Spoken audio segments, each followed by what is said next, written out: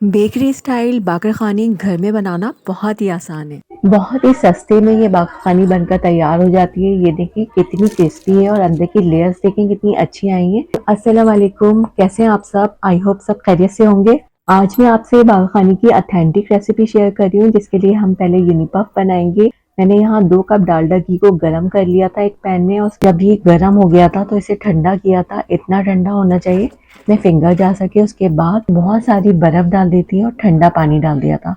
और जैसे ही ठंडा पानी डाला था ना, देखें घी इसमें जमना शुरू हो गया था। इसे मिक्स करके ढककर रख देंगे 1 घंटे के लिए, और 1 घंटे के बाद पानी में से अच्छी तरह से निचोड़ कर इसे निकालना है और इस तरह से रब करना है और इसका एक बॉक्स बना लेना है इस तरह से। ये देखें हमारा मक्खन तैयार हो गया है। इसे यूनिपफ कहा जाता है और ये बेकरी की हर चीज़ में इस्तेमाल होती है। बेकिंग की कोई भी चीज़ हो वो इसके बगैर नहीं बन सकती।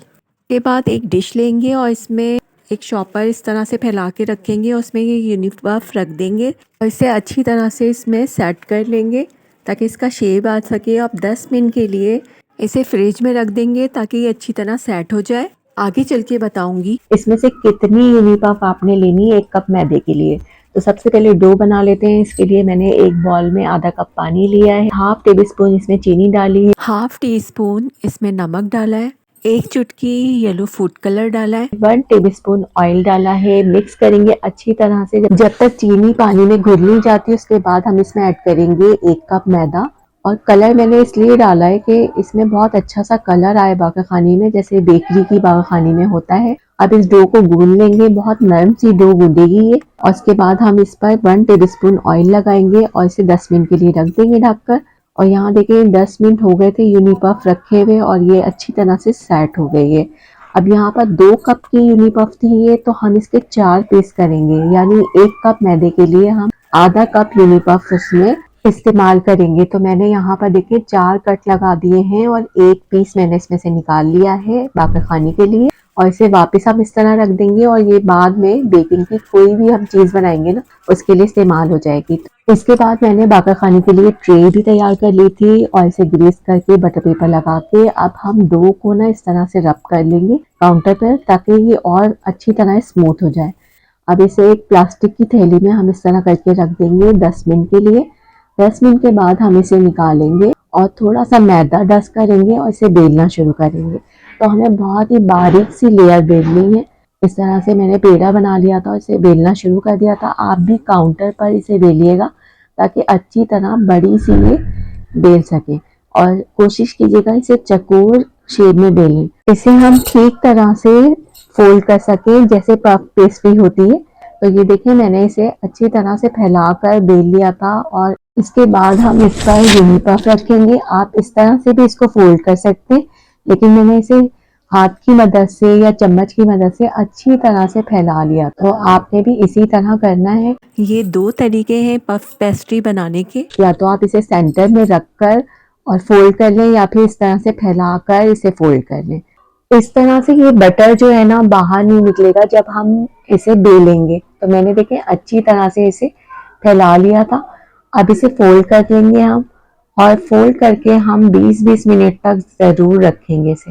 तो एक साइड से आपने इस तरह टर्न करना है, दूसरी साइड से इसके ऊपर इस तरह से रखना है और दोनों साइड से इस तरह से फोल्ड करना है आपने। तो ये पफ पेस्ट्री हमारी तैयार हो गई। अब इसे हम, अगर सर्दियां हैं तो काउंटर पर ही इस तरह से प्लास्टिक से रैप करके रख देंगे 20 मिनट के लिए, और अगर गर्मियां हैं ना तो आप इसे फ्रिज में रखिएगा।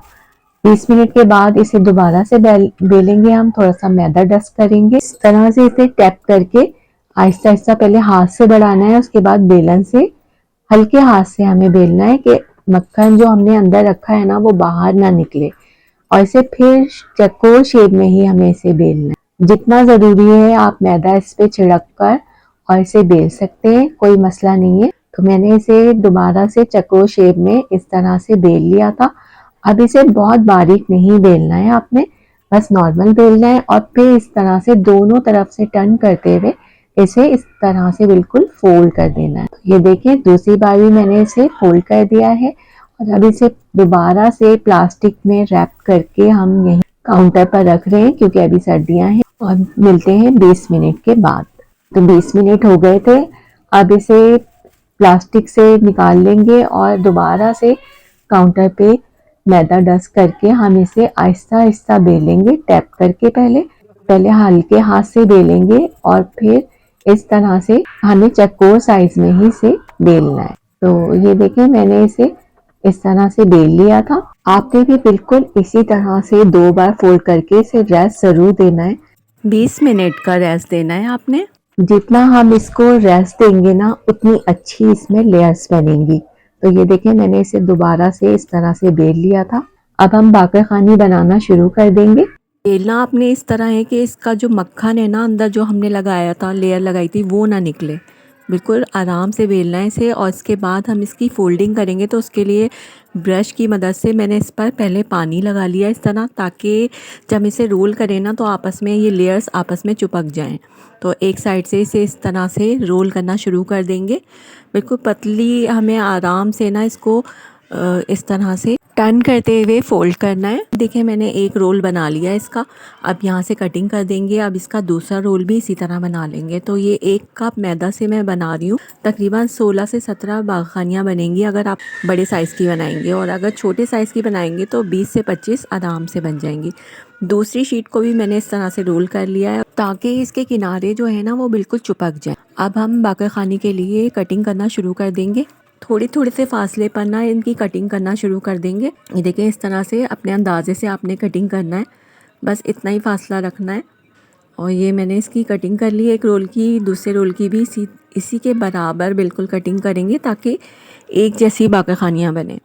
अब एक रोल लेंगे और इसे इस तरह से रख कर ना हथेली की मदद से पुश करेंगे और इस तरह से हम पेड़े बनाते जाएंगे बाक़रख़ानी के। तो ये सारे मैंने पेड़े इसी तरह से बना लिए थे। एक साइड से थोड़ा सा दबाना है इसको।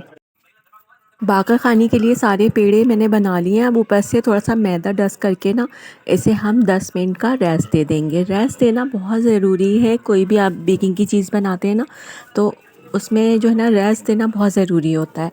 काउंटर पर ही रखे हुए इसे 10 मिनट हो गए थे। तो अब मैं ये सारी बाग़रख़ानी की जो पेड़े हैं ना वो सारे एक ट्रे में रख लूँगी और हम अब बाक़रख़ानी के लिए पेड़ा बेलना शुरू कर देंगे। अब काउंटर पर थोड़ा सा मैदा डस्ट करेंगे और बाग़रख़ानी के पेड़े इस तरह रख लेंगे और एक पेड़ा लेंगे और उसे बेलन की मदद से बिल्कुल हल्के हाथ से आपने गोलाई में बेलना है। ये जो है ना मैंने वीडियो बहुत स्पीड में लगाई हुई है, इसलिए आपको लग रहा होगा कि मैं बहुत ज़्यादा तेज़ी से बेल रही हूँ। बहुत ही हल्के हाथ से मैंने इसको बेला था। सारी बाक़रख़ानियाँ हम इसी तरह एक ही साइज़ की बेल लेंगे। अब बाक़रख़ानियों को ट्रे में इस तरह रखेंगे कि थोड़ा सा फासला रहे। मैंने पहले 4 रखी थी, फिर छोटी जैसी बेली थी तो वो 5 रखी थी। तो इस तरह से आपको इनको अरेंज करके रखना है और बटर पेपर आपने ज़रूर लगाना है ताकि एक्स्ट्रा जो बटर है ना वो इसमें एब्ज़ॉर्ब हो जाए। अब एक अंडा लेना है, उसे अच्छी तरह से फेंटना है और बाक़रख़ानी के ऊपर से ना ब्रश की मदद से अंडे को इस तरह से लगा देना है। बहुत अच्छी तरह आपने लगाना है और ऊपर से जो है ना चीनी जो है ना स्प्रिंकल कर देना है इस पर ना। तो मैंने ये 5 बाक़रख़ानियाँ एक साथ बेक होने के लिए रखी थी जिन पे अच्छी तरह से अंडे को लगा लिया था और अब मैं इस पर ना चीनी स्प्रिंकल कर दूँगी। तो ये अब बेक होने के लिए जा रही हैं और 15 मिनट पहले मैंने पतीले को प्री हीट कर लिया था। पतीला बहुत ज़्यादा गर्म होना चाहिए। अब हम ये ट्रे ना पतीले में रख देंगे और लो से थोड़ी सी बढ़ाकर फ्लेम को हम रखेंगे। तकरीबन 25 मिनट लगे थे इन बाग़रख़ानियों को बेक होने के लिए और इस पर मैंने इस तरह से वज़न भी रख दिया था। 25 मिनट के बाद देख लेते हैं हमारी बाग़रख़ानियाँ कैसी बनी है। ये देखिए माशाल्लाह बहुत अच्छी बेकिंग हुई है और लेयर्स देखिए कितनी अच्छी आई है। अब इनको निकाल के ना प्लेट में रख लेते हैं और बाकी की बाक़रख़ानियाँ भी इसी तरह बेक कर लेते हैं। देखें दोनों तरफ से बहुत अच्छा कलर आ गया है इसमें। तो आपकी बाग़रख़ानियाँ भी इसी तरह से बेक होनी चाहिए और देखिए कितने सस्ते में ये रेसिपी हमारी बनके तैयार हो जाएगी। बाकी की बाग़रख़ानियों को भी मैंने इसी तरह बेक कर लिया था। मैंने एक ट्रे में थोड़ी सी छोटी बाग़रख़ानी बनाई थी और बाकी सारी बड़ी बनाई थी। ये देखिए मैं एक साथ इन्हें एक प्लेट में रख रही हूँ और बहुत ही ज़्यादा क्रिस्पी ये बाग़रख़ानी बनकर तैयार हुई है और दोनों साइड से कलर जो है ना बहुत अच्छा आया है। अभी मैं आपको दिखा देती हूँ। ये देखिए कितनी सारी बाग़रख़ानियाँ हमारी बनके तैयार हुई हैं माशाल्लाह। था ये देखें कितना अच्छा कलर आया है, दोनों साइड से बहुत अच्छी सी बेकिंग हुई है। तो आप भी इस बाग़रख़ानी की रेसिपी को घर में ज़रूर ट्राई कीजिएगा। अगर मेरी मेहनत पसंद आए तो लाइक ज़रूर कर दीजिएगा और चैनल पे नए हैं तो सब्सक्राइब ज़रूर कर लीजिएगा। मैंने पहली बार ही इस रेसिपी को ट्राई किया है और माशाल्लाह परफेक्ट बनी है और अब मैं दोबारा जब बनाऊंगी तो इससे भी अच्छे रिज़ल्ट आएंगे। तो पहली बार में जो है ना, जब भी आप बनाएं तो मेरी ये रेसिपी ज़रूर ट्राई कीजिएगा। स्टेप बाय स्टेप फॉलो करेंगे ना तो आपकी बाक़र ख़ानी मेरी बाक़र ख़ानी की तरह परफेक्ट बनेगी। मैं आपको तोड़ कर दिखाती हूँ कि कितनी क्रिस्पी है। ये देखें माशाल्लाह लेयर्स कितनी अच्छी आई हैं अंदर से। Thank you so much for watching. Take care. अल्लाह हाफिज़।